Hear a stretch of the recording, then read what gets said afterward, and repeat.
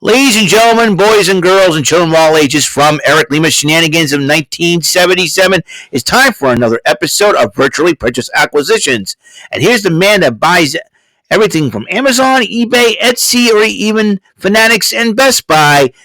A man who's a pretty good cyber shopper himself, Eric M. Lima. Well, thank you very much, Mr. Announcer, sir. Well, hello there, everyone. Welcome to yet another episode of Eric Lima Shenanigans of 1977, episode 2315 of the show, and this is episode 110 of Virtually Purchase Acquisitions. Now, you want to know what that means? Well, it's a more fancier term for lack of a better term, stuff I bought on the off the internet, whether it be Amazon, eBay, sometimes Best Buy, sometimes Etsy, you know. And who knows? And who knows where else I would have the ability to buy via gift cards I buy. I buy the gift cards, I buy stuff, and bada bing, bada boom. They show up. I do have 3 different packages right here. And here's the crazy part. I've been expecting like a couple of packages to come in next week. But I think one package I expected to come in this Saturday. But they all came at once, which is a very unique situation, to say the least. Let me tell you, it's a really cool thing to have. And nowadays that's what I do most of my online shopping, as far as buying items or clothes and and whatnot and everything else between. And like I said, I do my grocery shopping in person. Sometimes I want to buy something to eat and all that good stuff. But it is amazing. I got a big package here, but this is a very important big package. I'll explain why I bought what I bought on the last one, because it is very, very important to me. And it is very, very important to me that I buy this, because the whole thing is talking about being in shambles and stuff, and it's been a strange week for me. I mean, my computer's been acting up, but luckily it's still working. I had another video age restricted. That makes me want to change things up a little bit, which I might have to do if this keeps up. So I'm going to give it one more week. In fact, I'm going to give it till the end of June to make a decision on what I want to do. Because it is, very important that these videos can be very, I don't know why they age restrict them. I just don't get it. It must be the YouTube algorithm must be very, very awful at this time of year. I don't know, but I'll figure it. I'll figure stuff out. I'm going to keep on going. I'll figure stuff out. Maybe make a change or two. Who knows? I still think that somebody's reporting these videos just to get under my skin. That's what I'm thinking. So. Anyways, but enough of that. I'm trying to talk to fill in some time here, because my ultimate goal is to go each video 10 minutes or over. And that's the most important thing, So right now, we're going to get our first package here out of the way. So we're going to do exactly that right now. The reason why I don't show the label in front, even though I have the address, because I got doxxed one time about that. So we're going to open this up. Let's see if we're gonna have to do another incision here.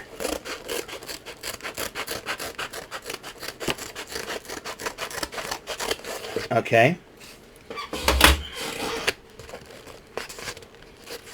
Nope. We're gonna make an excursion like this. Remember the Three Stooges Men in Black? That episode? Okay.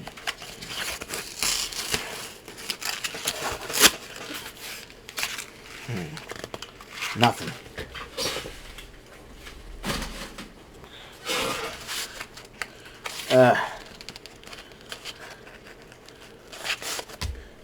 Now, how do you expect me to open this without destroying the package inside? Let's try that. Make another excursion like this.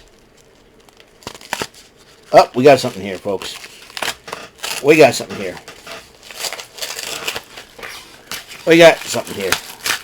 Oh, it's a Nintendo Switch game. That I know.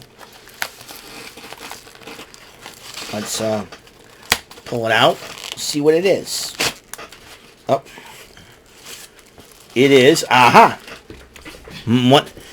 Now, as you know, this year Nintendo is celebrating 40 years. And one of the classic games it ever came up with was Tetris. And I want to make sure that... And the game that I got... And I'll just show it to you in a minute after I get the play. You can't see it through the plastic or else it is going to be insane here. Give me a second here. Give me a second. Okay, here we go. Here we go. Here we go. Here we go. Here we go. Ladies and gentlemen, Tetris Forever. And they have the extraordinary... they have a documentary on Tetris. And the original Tetris in 1984. And then you got 40 years of timeless classics, Tetris. Over 20 playable games, including the Explosive Super Bomb Bliss and Tetris Battle Gaiden. And then Tetris Time Warp. And you play and go into... Oh my goodness. So this is really cool. I want to try this out afterwards. Tetris Forever. I have that. I like Tetris, but my favorite... If I had a favorite Tetris, it would be the NES version. That came out in 1987, I think. So, but this is there's original Tetris came out in 1984. I gotta try that one. So this is it right here. You know, Tetris, and it came in. You got France, Italy, and Spain, ladies and gentlemen, and yep, Tetris Forever. Fan of it. Awesome. So, Tetris Forever. Okay, that's one. I got the second one right here. See if I don't think I need the pair of scissors for this one. Oh, man, give me a second. Up. Oh, that's right. There we go. Here we go. And it is... Oh! My Child World shirt. Now, before everybody gets in the tiff about this, they go, Child World, why do you buy that? Let me explain. When I was a young kid back in the day, in the early 80s, all right, there was a store at my mall that I worked at. Now, my mall was known as the North Dartmouth Mall back in the day. There was a toy store where I usually get my He-Man figures, my He-Man action figures, and my Tomy Pocket games. And usually, this place was also the place where I bought my first Nintendo. All right, the toy store known as Child World. Now, there's the shirt. I think I'll wear this shirt this Sunday. Let's see on my pastor. Yeah, Child World. Now, Child World was a toy store from back in the day. It was around. It started in 1972, and it ended and it closed down in 1992. It was based off here in Massachusetts, Avon, Massachusetts. Look it up.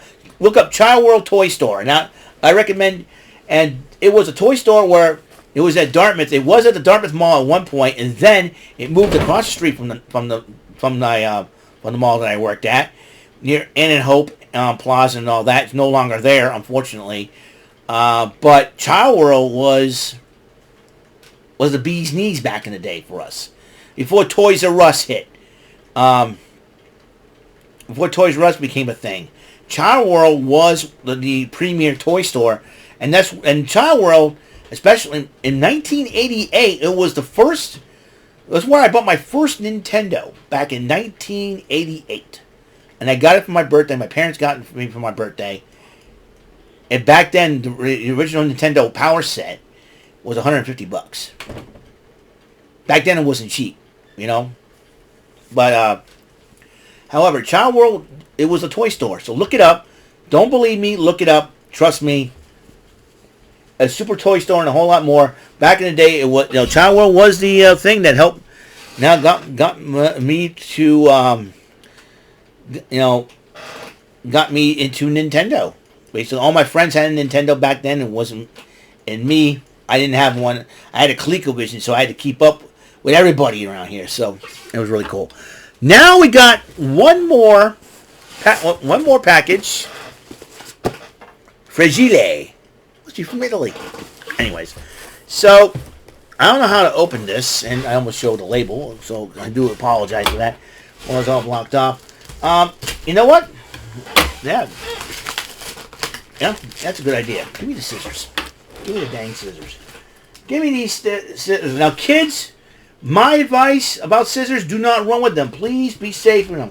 Make sure your parents supervise you. When you want to open stuff, and you said, Mom and Dad need the scissors, make sure parents supervise your kids when they open up packages like this. So I think I got something here. Give me a second here. Oh, I feel like Hulk Hogan sometimes. They put in a lot of tape in, that's for sure. So, and let me make sure I don't cut myself. Okay. I need to rip open the label. I may have to do that. It is fragile. It is fragile, ladies and gentlemen. Fragile. I was making you know that Christmas Story joke? Santino made the joke when he opened it up and the Three Stooges were inside the... Like, I don't know if you remember that. When the Three Stooges were supposed to be guest hosts of Monday Night Raw. And then, where's that skillet head? Alright. Very difficult, isn't it?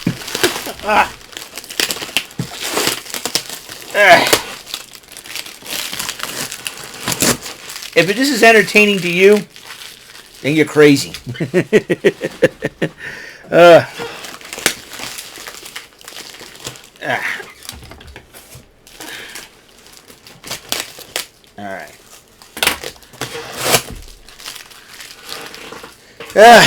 This is entertaining, huh? Entertaining my eye. There. More things getting torn out. I think I know what this is. But I will explain why I bought it. I think it's very, very important.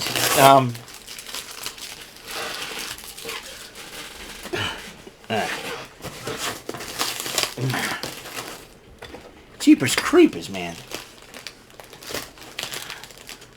Okay.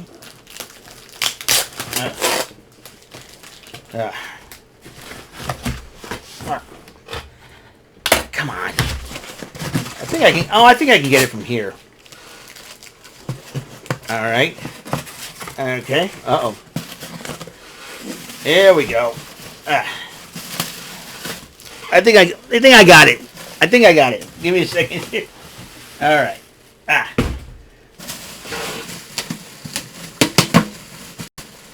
Okay. And there's a note in here. Hello? All right. I will give a positive feedback. Uh-oh. Whoops. This is entertaining, folks. Not. They're thinking, Lima, you're crazy here. Okay. All right, here we go. You may be thinking, why'd you get this, Eric? And so, now you may be wondering to yourselves, Eric, what were you thinking buying this? Well, there we go.